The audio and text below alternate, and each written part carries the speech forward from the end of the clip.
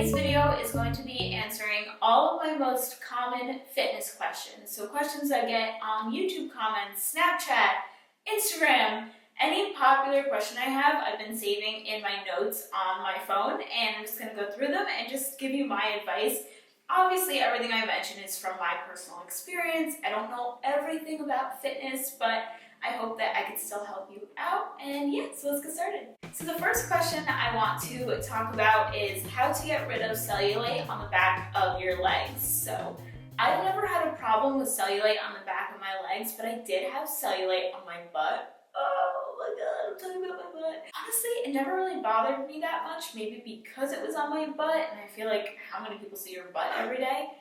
Wyatt, honey, don't bark. I did get rid of the cellulite on my butt, and I wasn't even trying to. So a lot of you guys know I've been like working on my butt and making it more like bubble and making it more like a shelf where it like, you know, kind of goes like this and goes down. So when I was building muscle, I noticed that I'm not seeing my cellulite anymore. So what I think is, I don't think I completely got rid of my cellulite. I just think you can't see it anymore because I've been building muscle on that area. So my advice to you is wherever you have cellulite, eat clean, because eating clean helps with diet, and cellulite is a type of fat, so you do want to reduce your fat. So eat clean, work on reducing your fat, and build muscle, and I think you just build muscle on top of the cellulite and you don't even see it anymore. Like I said, I probably still have it, but you just can't see it, and who cares? The next question that I always get asked on is inner thigh fat, so how you can get thinner thighs. And to be honest with you, I don't really think I have that thin of thighs. Like, I think my thighs are juicy and muscular, and they do touch when I'm standing with my legs together. Honestly, guys, don't worry about the inner thigh gap. Like, what is that even? Like, why is that even a thing? I have no idea. I don't have an inner thigh gap. When I stand still, my legs do touch. Just embrace the thighs. I think big thighs are sexy. I think when they're toned, like I have muscular thighs, I think that is just sexy. And if you were trying to get thinner thighs, the only way to go about that is to just lose weight all over. You can't target fat. So you can't say, I want to lose weight just in my thighs. What exercises can I do? Because doing exercises for your thighs will make them bigger because you are building muscle. Now, if you're eating clean as well and you're on a diet, then they're not going to be these super muscular legs, because at the same time you're also losing weight because you're eating clean, if that makes sense. But if you're eating the same and you're not changing your diet and you're building muscle on your thighs, they're going to appear larger.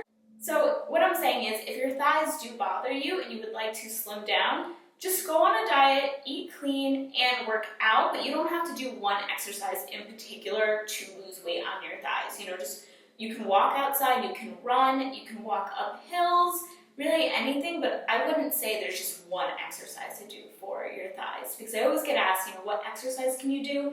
And it's not going to make a difference. No exercise, just hear me out on this. There's no exercise that will change your body without eating clean as well. You always have to eat clean. There's no way around it if you do want to change your body. The next question I always get asked is, will protein powders make you lose weight? Will they make you thinner? Will they make you gain muscle? Will you gain weight on protein powders? I always get asked questions about protein powders.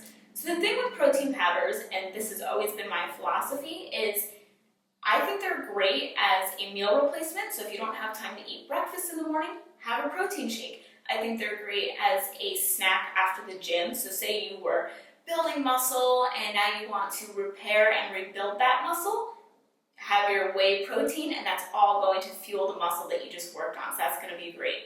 But I do think people get carried away with protein shakes and they just drink them all day. They have them for breakfast, lunch, you know, they have them with their big meal. Personally, I just think that's too much. If you're drinking protein shakes before you work out, then you drink a protein shake after, and then you drink one with your breakfast and then a snack, I just think that's so much. You don't need all of that. What I do is I either have one as my breakfast or I have one after I'm done building muscle. So every Saturday I work on my butt, and that's, you know, where I build my glutes. Definitely have a protein shake after that because I want to repair everything I just worked on. The next question I get asked with protein shakes is how to choose the right one. When I'm choosing a protein shake, I do like them to be low in sugar, low in carb, high high in protein. So I grabbed my protein shake from downstairs, and I'll show you what I mean by like what I look for. I only have one flavor to show you guys because I am moving. A lot of you already know this, and this is like old news now, but I'm moving, so we did already start shipping a lot of our stuff from our kitchen to our new place, so bear with me. I keep showing the same flavor, but that's why. It has 4 carbs, so that's good.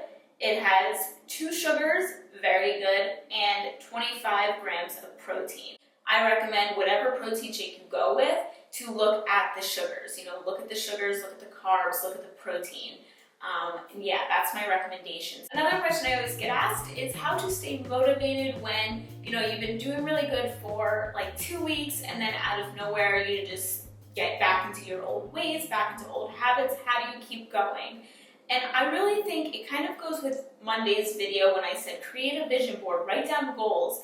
If you write down goals that are so amazing that like if you had that, like if someone were to say, you know, you can lose 10 pounds right now, if that would make you really excited, make that your goal. If it would make you more excited to lose more weight, make that as your goal. Whatever would make you so excited that you were like, oh, that could happen to me, make that your goal. And then every time you're in a funk, look at that goal. That's why I always say, make these juicy, exciting goals that just by looking at them, they could turn your funk, you know, into something amazing, and you could just be like, oh yeah, I'm gonna eat healthy today because that's what I want. Eye on the prize, tunnel vision to the prize.